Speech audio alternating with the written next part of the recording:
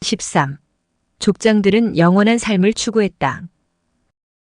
만약 이 거룩한 족장들이 의심의 여지 없이 그랬지만 하나님께로부터 축복된 삶을 기대했다면 그들은 이 땅에서의 축복이 아닌 다른 종류의 축복을 알고 구한 것이다. 히브리서 11장 9절과 10절 그리고 13절부터 16절에서 사도는 이 점을 아름답게 증명한다. 믿음으로 그가 이방의 땅에 있는 것 같이 약속의 땅에 거류하여 동일한 약속을 유업으로 함께 받은 이삭 및 야곱과 더불어 장막에 거하였으니 이는 그가 하나님이 계획하시고 지으실 터가 있는 성을 바랐음이라. 이 사람들은 다 믿음을 따라 죽었으며 약속을 받지 못하였으되 그것들을 멀리서 보고 환영하며 또 땅에서는 외국인과 나그네임을 증언하였으니 그들이 이같이 말하는 것은 자기들이 본향 찾는 자임을 나타냄이라. 그들이 나온 바 본향을 생각하였더라면 돌아갈 기회가 있었으려니와 그들이 이제는 더 나은 본향을 사모하니 곧 하늘에 있는 것이라. 이러므로 하나님이 그들의 하나님이라 일컬음 받으심을 부끄러워하지 아니하시고 그들을 위하여 한 성을 예비하셨느니라. 만일 그들이 약속의 성취를 다른 세상에서 기대하지 않았다면 지상에서 실현될 가망이 없는 약속들을 끊임없이 따랐다는 것은 비교할 바 없는 어리석은 짓이었을 것이다. 모세가 말했던 것처럼 그들도 현생의 삶을 나그네 길이라고 불렀다고 사도는 강하게 주장한다. 만일 그들이 가나안 땅에서 외국인이며 체류자라면 그들을 그 땅이 상속자로 만든 하나님의 약속은 어떻게 된 것인가? 그러므로 이것은 그들에게 그 소유와 관련하여 주께서 하신 약속이 분명히 아주 다른 것이었다는 것을 의미한다. 사도행전 7장 5절에 의하면 그들은 가나안 땅에서는 무덤 이외에 발붙일 만큼도 얻지 못했다.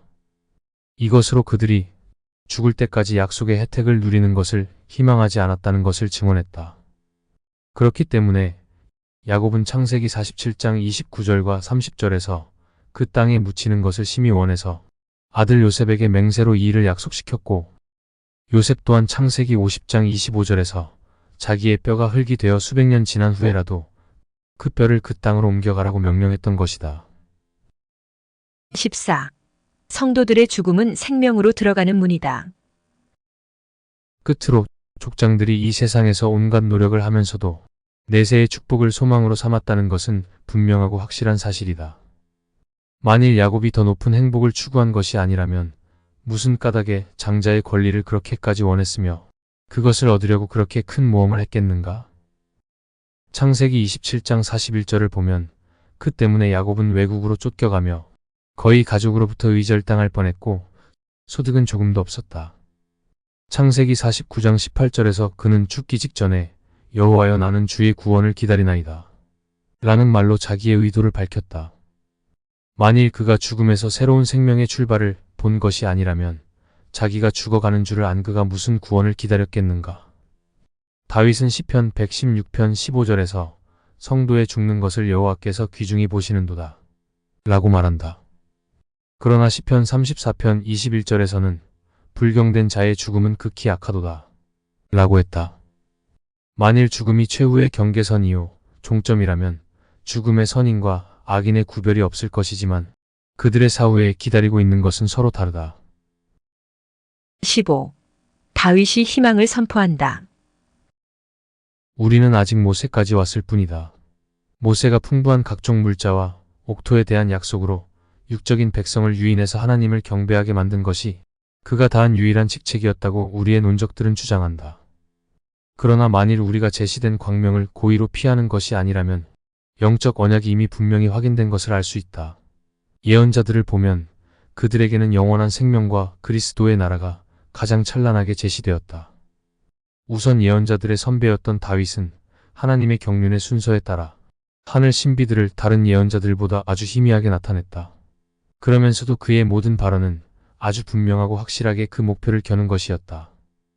그가 지상 생활에 어느 정도의 가치를 인정했는가는 시편 39편 12절에 나는 주와 함께 있는 나그네이며 나의 모든 조상들처럼 떠도나이다 라는 말이 증언한다. 시편 39편 6절과 7절에서는 진실로 각 사람은 그림자 같이 다니고 헛된 일로 소란하며 재물을 쌓으나 누가 거둘는지 알지 못하나이다. 주여 이제 내가 무엇을 바라리요 나의 소망은 주께 있나이다 라고 고백한다.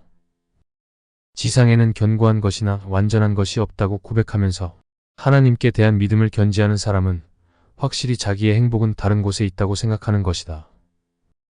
시편 103편 17절에서 신자들을 위로할 때에 그는 인간의 단명함과 무상함을 말한 다음에 이어서 여호와의 인자하심은 자기를 경외하는 자에게 영원부터 영원까지 이르며 라고 말한다. 그와 같은 그의 발언은 시편 102편 25절 이하에도 있다. 주께서 옛적에 땅에 기초를 두셨사오며 하늘도 주의 손으로 지으신 바니이다.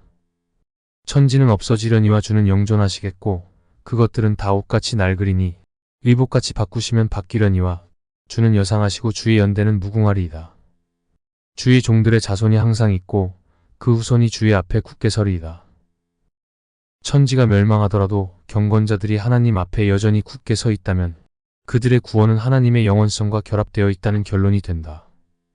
그러나 이 소망은 이사야서 51장 6절에 나오는 약속을 토대로 하지 않고서는 전혀 성립할 수 없다.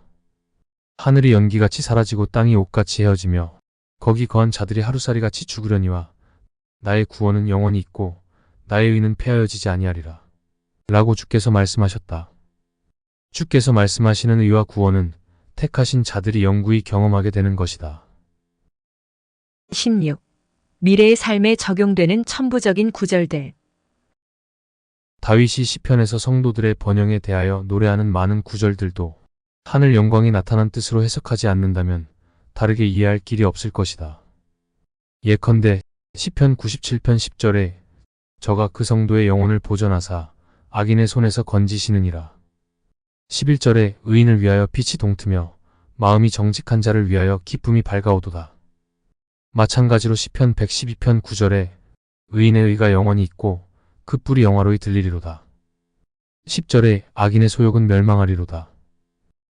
또 시편 140편 13절에 진실로 의인이 주의 이름에 감사하며 정직한 자가 주의 앞에 거하리이다. 그리고 시편 112편 6절에 의인은 영원히 기념하게 되리로다.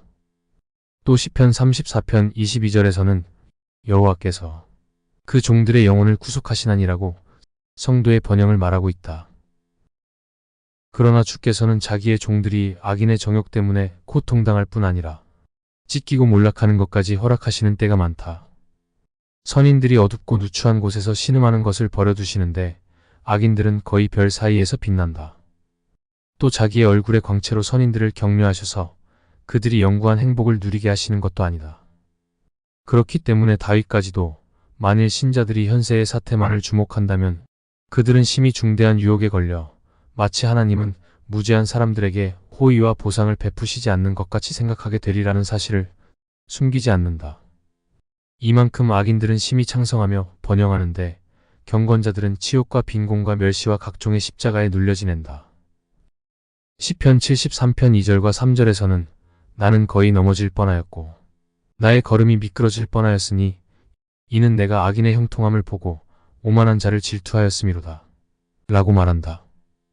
그러나 그는 이 발언의 결론으로서 73편 16절과 17절에서 내가 어쩌면 이를 알까 하여 생각한즉 그것이 내게 심한 고통이 되었더니 하나님의 성소에 들어갈 때에야 그들의 종말을 내가 깨달았나이다. 라고 고백한다.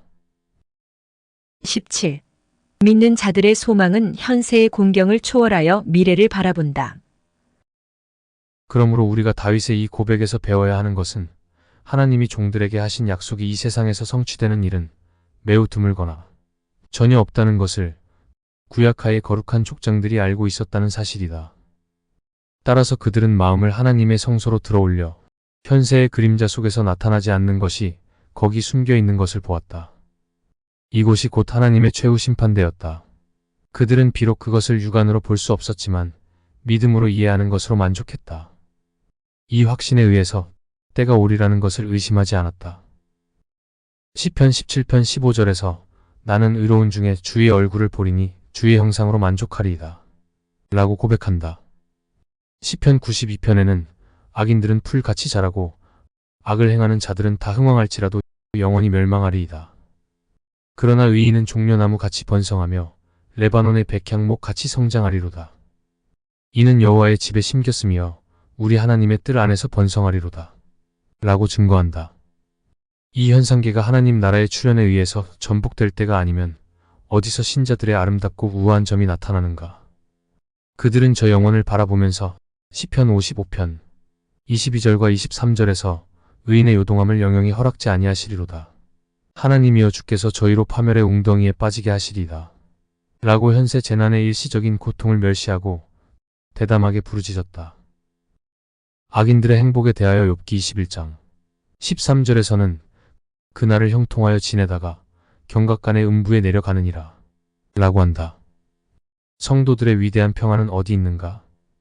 다윗이 각처에서 한탄하듯이 그들은 난폭하게 휘둘릴 뿐 아니라 완전히 눌리고 소멸된다. 바꿔 말하면 다윗은 바다의 파도보다도 더 불안정한 현세의 변화무쌍한 사태를 보지 않고 하나님이 장차 심판대에 앉으셔서 천지의 영구한 상태를 확립하실 때에 하실 일을 내다보고 있다. 시편 49편에서는 자기의 재물을 의지하고 부유함을 자랑하는 자들이 그들의 집은 영원히 있고 그들의 거처는 대대에 이르리라 생각하지만 그들의 존귀는 장구하지 못하고 멸망하는 짐승 같다고 말하고 있다. 그리고 그들의 아름다움은 소멸하고 수월이 그들의 거처가 되리라고 한다. 현세의 소위 행복은 믿을 수 없고 순식간에 사라지는 것인데 그것을 믿고 안심하는 사람들을 이렇게 조롱하는 것은 첫째로 지혜 있는 자는 훨씬 다른 종류의 행복을 구해야 한다는 것을 밝히는 것이다. 다윗은 악인들이 멸망한 후에 경건자들의 나라가 있으리라고 함으로써 부활의 신비를 더욱 분명히 밝히고 있다. 18. 그들의 행복한 운명을 악인들의 운명과 대조를 이룬다. 여기서 신자들에게 불행 중에 위로가 되고 고난에 대한 치료제가 되는 저 큰 소망이 생겨났다. 시편 30편 5절에서 주의 노염은 잠깐이요 그 은총은 평생이로다 라고 한다. 거의 한 평생을 계속되는 곤란을 그들은 어떻게 순간에 제거할 수 있었는가? 하나님의 너그러우신 은혜를 거의 맛본 일도 없는 그들이 어디서 이렇게 영구적인 은혜를 볼 수 있었는가? 만일 땅에 집착했다면 이런 것을 찾아볼 수 없었을 것이다. 그러나 하늘을 우러러 보았기 때문에 이사야 54장 7절과 8절에서 성도들은 주께서 주시는 십자가를 지되 그것은 잠시 동안이며 그들이 받는 자비는 영원하다는 것을 인정했다. 그러나 하루 동안 꿈같이 행복했던 악인들에게는 영원히 계속하는 파멸이 있으리라고 그들은 내다보았다. 여기에 대한 발언들은 예컨대 잠언 10장 7절에 의인을 기념할 때에는 칭찬하거니와 악인의 이름은 썩으리라. 시편 116편 15절에 성도의 죽는 것을 여호와께서 귀중히 보시는도다 등이 있다. 사무엘상 2장 9절에는 주께서 그 거룩한 자들의 발을 지키실 것이요 악인으로 흑암 중에서 잠잠케 하시리라 라고 말씀하신다. 이런 구절들을 보면 성도들은 아무리 곤란으로 시달리더라도 결국은 생명과 구원이며 악인의 길은 즐거운 행복이지만 거기서 그들은 점점 죽음의 소용돌이 속으로 미끄러져 들어간다는 것을 고대의 조상들은 잘 알고 있었음을 알 수 있다. 그러므로 그들은 에스겔 31장 18절과 32장 19절에서 악인의 죽음을 할례 받지 않은 자의 죽음이라고 불렀다. 악인들은 부활할 희망이 없어졌다는 뜻이다. 그러므로 다윗이 생각한 가장 무서운 저주는 시편 69편 28절에 저희를 생명책에서 도말하사 의인과 함께 기록되게 마소서라는 것이었다. 19. 욥은 영생불멸의 증인이다. 다른 구절들보다도 더욱 놀라운 것은 욥기 19장 25절 이하에서 욥이 한 말이다. 내가 알기에는 나의 구속자가 살아계시니 후일에 그가 땅 위에 서실 것이라. 내가 육체 밖에서 하나님을 보리라. 내 마음이 초급하구나. 자기의 영리함을 자랑하고 싶은 자들은 이 구절은 최후 부활을 언급한 것이 아니라 욥이 하나님이 자기를 더 인자하게 대해주시리라고 생각한 그 첫날을 의미하는 것이라고 짓거린다. 우리는 부분적으로는 이 주장을 인정한다. 그러나 욥의 소망이 땅에 머물러 있는 것이었다면 그는 이렇게 고상한 소망에 도달할 수 없었으리라는 것을 나는 그들이 싫든 좋든 인정하게 만들려고 한다. 우리는 그가 미래의 영생 불사를 우러러 보았다는 것을 인정해야 한다. 그는 자기가 무덤 속에 있을 때라도 자기의 구속자가 자기와 함께 계시리라고 보았기 때문이다. 참으로 현세만을 생각하는 사람들에게는 죽음은 최후의 결정적 절망이지만 그 죽음도 욥의 소망을 끊어버릴 수 없었다. 13장 15절에서 그가 나를 죽이시더라도 나는 그에게 소망을 두리라고 그는 말한다. 이런 발언들은 소수 사람들이 한 것이고 유대인들이 이런 생각을 했다는 증명으로서는 불충분하다고 궤변가들은 나를 공격하지 말라. 그들은 성령에 의해서 일반 사람들의 교사로 임명되어 하나님의 비밀들을 널리 발표했고 그 신비들을 백성이 배워 경건의 지도 원칙으로 삼도록 하나님이 정하신 것이었다. 그러므로 성령께서 유대인 교회에서 영적 생명을 아주 분명하고 명백하게 논하시는 그 공개적인 말씀을 들으면서 그 말씀을 육적인 언약으로 돌리며 땅과 땅에 붙은 재물에만 언급하는 것으로 본다는 것은 용납할 수 없는 완악한 고집일 것이다. 20. 영생에 대한 예언자들의 증언. 후기 예언자들에게 내려오면 우리는 마치 우리 영역인 것처럼 상세히 설명할 수 있다. 왜냐하면 다윗과 욥과 사무엘에 관해서 주장하는 점을 우리가 쉽게 증명했다면 예언서들에서는 그 증명이 훨씬 더 쉽다. 주께서는 자비의 언약을 실행하실 때에 질서 정연한 계획에 따르셨다. 즉 세월이 흘러 완전 계시의 때가 접근함에 따라 주께서는 날마다 계시를 더욱더 빛나게 하셨다. 따라서 창세기 3장 15절에서 맨 처음에 아담에게 구원을 약속하셨을 때에는 그것은 미약한 불꽃이 비치는 정도였다. 그 후에 점점 빛이 더욱 밝게 되어 더욱 강하고 더욱더 넓게 광채를 퍼뜨렸다. 드디어 모든 구름이 흩어지고 의의 태양이신 그리스도께서 전 세계를 완전히 비추셨다. 이에 관해서는 여기서는 필요하지 않다고 생각해서 많은 말을 하지 않겠다. 믿는 백성의 행복을 선지자들이 말하며 그런 행복을 현세에서는 흔적조차 보기 어려울 때마다 독자들은 그들의 특색에서 피난처를 구해야 한다. 즉 선지자들은 하나님의 선하심을 더욱 잘 추천하기 위해서 그 인애를 현세에서 받는 혜택의 모양으로 백성에게 이를테면 그려보였다. 그러나 그들이 그린 그림은 백성의 마음을 들어올려 땅을 초월하며 이 세상 초등 학문과 멸망에 가는 세대를 초월하게 만들었다. 그 그림은 필연적으로 그들이 장차올 영적 생명의 행복을 깊이 생각하도록 각성하리라고 기대한 것이다. 21. 에스겔서에 있는 마른 뼈의 골짜기. 우리는 예를 하나만 들겠다. 이스라엘 백성이 바빌론 포로로 잡혀갔을 때 그들은 이 민족 분산이 죽음과 흡사하다는 것을 깨달았다. 따라서 민족 부흥에 대한 에스겔의 예언은 한 우화에 지나지 않는다고 생각했다. 그들에게서 이 그릇된 생각을 버리게 만드는 것은 어려운 일이었다. 그들은 예언자의 말을 문자 그대로 해석해서 썩어가는 시체들이 다시 살게 되리라는 뜻이라고 생각했기 때문이다. 주께서는 이런 어려움이 있더라도 주의 은혜는 여전히 있으리라는 것을 증명하시고자 에스겔 37장 1절에서부터 14절까지 예언자에게 마른 뼈가 가득한 지면의 환상을 보이시고 오직 말씀의 능력으로 일순간에 그 뼈들의 생명을 불어넣어 자라게 하시는 것을 보이셨다. 참으로 이 환상은 당시의 회의를 시정하는 데 도움이 되었고 동시에 주의 권능이 유대 백성의 부흥뿐 아니라 훨씬 그 이상의 일을 하신다는 깊은 인상을 유대인들에게 주었다. 간단한 명령으로 흩어진 마른 뼈들을 살려내셨기 때문이다. 그러므로 우리는 에스겔의 말과 이사야 26장 19절부터 21절까지의 다음의 구절을 비교할 수 있다. 주의 죽은 자들은 살아나고 우리의 시체들은 일어나리이다. 티끌에 거하는 자들아 너희는 깨어 노래하라. 주의 이슬은 빛난 이슬이니 땅이 죽은 자를 내어놓으리로다. 내 백성아 갈지어다. 내 밀실에 들어가서 내 문을 닫고 분노가 지나기까지 잠깐 숨을 지어다. 보라 여호와께서 그 처소에서 나오사 땅이 거민의 죄악을 벌하실 것이라. 땅이 그 위에 찾았던 피를 드러내고 그 살해당한 자를 다시는 가리우지 아니하리라. 22. 다른 예언서들에서 부가한 구절들. 혹 누가 모든 다른 구절들도 이런 식으로 해석하려고 한다면 그것은 어리석은 짓일 것이다. 왜냐하면 어떤 구절들은 사람들을 위해서 준비된 미래의 영생이 하나님 나라에 있다는 것을 조금도 숨기지 않고 가르치기 때문이다. 특히 여기서 인용하려는 두 구절이 그러하다.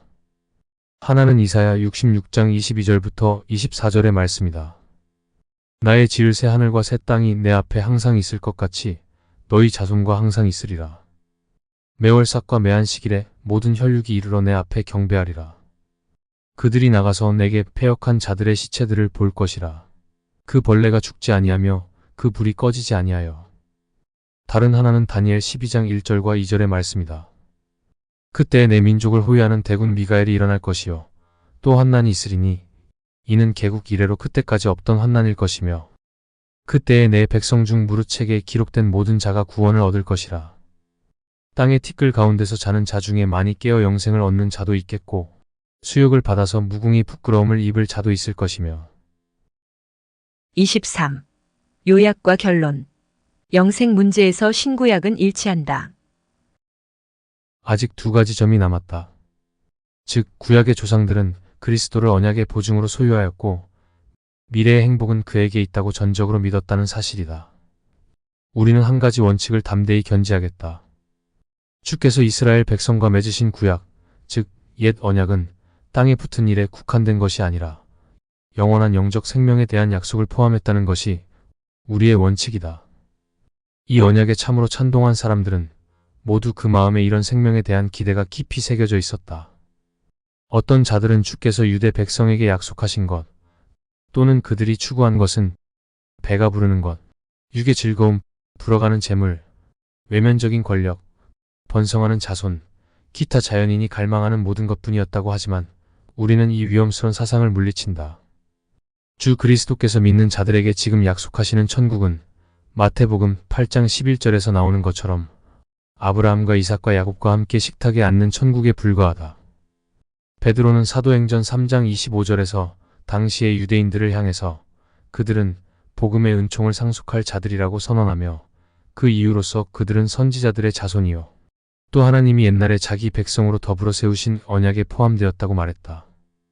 마태복음 27장 52절과 53절을 보면 부활의 순간에 주께서는 많은 성도들을 자기의 부활에 참가할 자격이 있다고 인정하셨고 그들이 예루살렘 시내에서 보도록 하셨다.